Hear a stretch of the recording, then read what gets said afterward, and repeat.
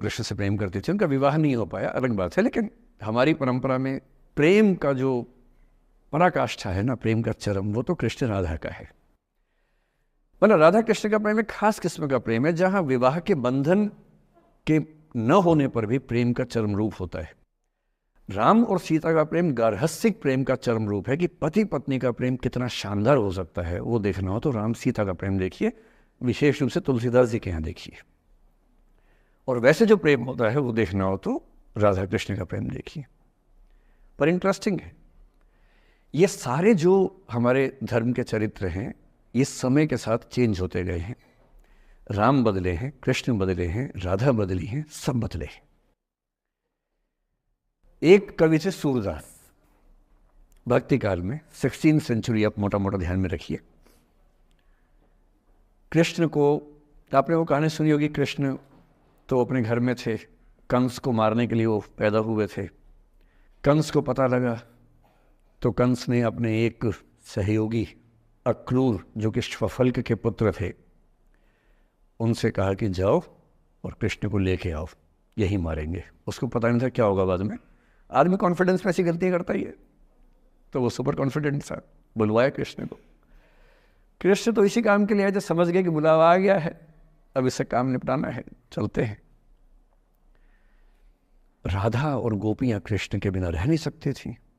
Super emotional women, ऐसा मानते हैं कि वो महिलाएं, राधा तो छोटी थी, बाकी महिलाएं गोपियां उनसे काफी बड़ी उम्र की थी, इतनी इमोशनल थी कृष्ण को लेकर कि कृष्ण के बिना वो सोच नहीं सकते थे कैसे रहेंगे।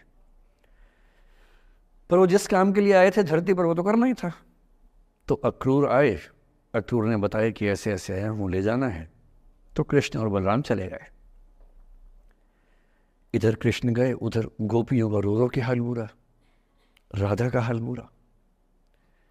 ऐसी दीवानगी आजकल की फिल्मों में आप सोच नहीं सकते, ऐसी दीवानगी थी उस जमाने में उनके बीच में। और जब आदमी का प्रेम हाथ से निकलता तो वो बेचारा कितना कमजोर हो जाता है। राधा जी की हालत सोचिए।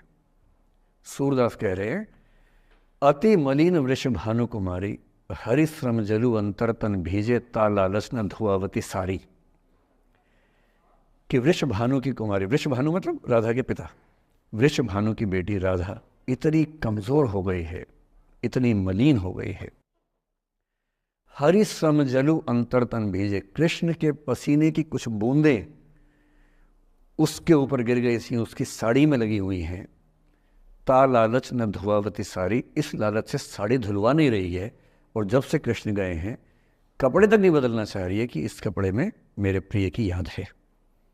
खाती नहीं है, इतनी कमजोर है, हिल नहीं पाती है। एक और कवि हुए, वो तो इतने आगे बढ़ गए, बिहारी नाम के कवि थे, उनकी नायिका तो लगता है कि घड़ी का पेंडुलम है।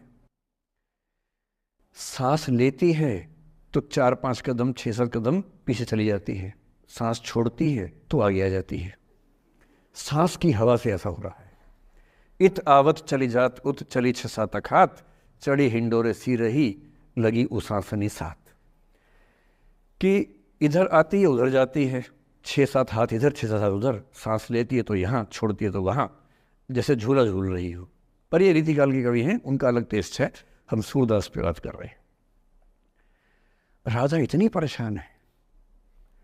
अच्छा, जब आदमी परेशान होता है ना, जब उसका ब्रेकअप टाइप का होता है कि कोई गया है वापस ही नहीं आ रहा, कृष्ण ने कहा था कि बस जा रहा हूँ, काम निपटा के आता हूँ। उनके मन में था क्या काम निपटाना है, काम निपटा भी दिया। अब कंस के बाद सवाल है कि मथुरा का साम्राज्य कौन संभाले। उसको एक स्ट्रक्चर बनाने के लिए कृष्ण को लगा कि मुझे यहाँ रह के सिस्टम को ठीक करना चाहिए, उसके बाद लौटना चाहिए। तो वो रुक गए वहां पर, राज्य का काम भी तो करना ही था। पर प्रेमी व्यक्ति को सब समझ नहीं आया, तो उसको लगता कि नहीं मेरे पास आओ, बाकी सब बेकार की बातें हैं, मेरे पास आओ। कृष्ण आ नहीं रहे, यमुना के इधर कृष्ण है, यमुना के इधर गोपियां हैं, पर आत्मसम्मान भी तो है। एक आलोचक ने कहा कि नाव में बैठ के चली जाती। आत्मसम्मान होता है प्रेम में कि मैं क्यों जाऊं, बिना बताए क्यों चले गए, बता के जाते। तो राधा वेट करिए। राधा के मन में क्या आ रहा है, उनको लग रहा है कि ऐसा तो नहीं कि मैंने ही कुछ गलती कर दी हो। जब कोई व्यक्ति दूर चला जाता है ना, बाकी लोग सोचते हैं कि कहीं मुझसे तो गलती नहीं हो गई। और राधा अपनी एक सहेली से बोल रही, गोपी से, मेरे मन इतनी सूल रही एक दिवस मेरे गृह आए मैं ही मस्ती दही, देखी तिन्हें हों मान कियो सो हरि गुसा गही। पगला सी गई है, बोरा सी गई है। सहेली से क्या बोल रही है? हे सहेली, मुझे पता है क्या लग रहा है, मुझे लगता है कि मुझसे ही गलती हुई है। उसने पूछा क्या गलती हुई है? कह रही है कि एक दिन क्या हुआ, कृष्ण भगवान मेरे पास आए थे, मैं उस समय दही मथ रही थी।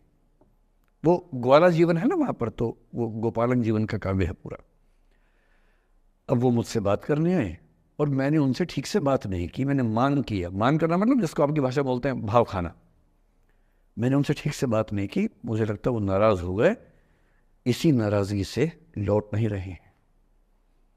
मेरे मन इतनी सून रही, मेरे मन में कांटा चुभ रहा है। एक दिवस मेरे घर आए, अब समझ में आएगा, एक दिवस मेरे घर आए मैं ही मथती दही, देखी तिन्हें हाँ हाँ मतलब मैं मान की योग, मैंने अहंकार दिखाया, सो हरि गुस्सा गही, गुस्सा आ गया उनको इस बात से। सूरदास की राधा मुक्त नहीं हो पा रही, लेट गो नहीं कर पा रही, वो जी नहीं सकती कृष्ण के बिना। पर फिर देखिए 300 साल बाद क्या हुआ। 300 साल बाद कमाल हुआ। 20वीं शताब्दी की शुरुआत में एक और कवि हुए, उनका नाम था अयोध्या सिंह उपाध्याय हरिऔध। हरिऔध के नाम से प्रसिद्ध है। उन्होंने एक पुस्तक लिखी प्रिय प्रवास। प्रिय प्रवास मतलब प्रिय प्रवास पे चला गया है, कृष्ण चले गए हैं मथुरा, अब राधा कैसे जिएगी। 20वीं सेंचुरी की शुरुआत में फ्रीडम स्ट्रगल शुरू हो चुका है। महिलाएं अभी तक स्वाधीनता आंदोलन का हिस्सा नहीं बनी है, पर अब वो समय आ रहा है कि बनने वाली है। और हरिऔध की राधा ने कमाल कर दिया है।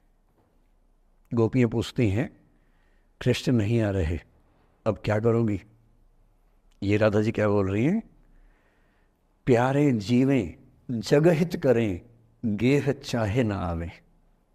मेरे प्रिय खूब जिए, समाज का कल्याण करें, घर बेशक ना आए, कोई दिक्कत नहीं है, मैं चाहती हूं कि समाज का भला होना चाहिए। ये वो बिंदु है जहां राधा यशोधरा बन जाती है, मैथिली षणगुप्त की यशोधरा। और जो मैं आपको समझाना चाह रहा हूं उस एग्जाम्पल से वो ये कि हो सकता है कि जिससे आप नाराज हो वो किसी बड़े काम की खोज में हो, वो किसी महानता के रास्ते पर हो। और यदि आपके जीवन में कोई व्यक्ति ऐसा है जो किसी महानता के रास्ते पे है, तो उसके रास्ते को रोकना अपने क्षुद्र हितों के लिए बहुत छोटापन है। और ऐसे मामले में एक ही बात हमें सोचनी है कि वो जिस काम के लिए बना है उसे करने दो। अपने स्वार्थ के लिए किसी को बांध के रखना, किसी को लाश बना के रखना, इसका क्या मतलब है?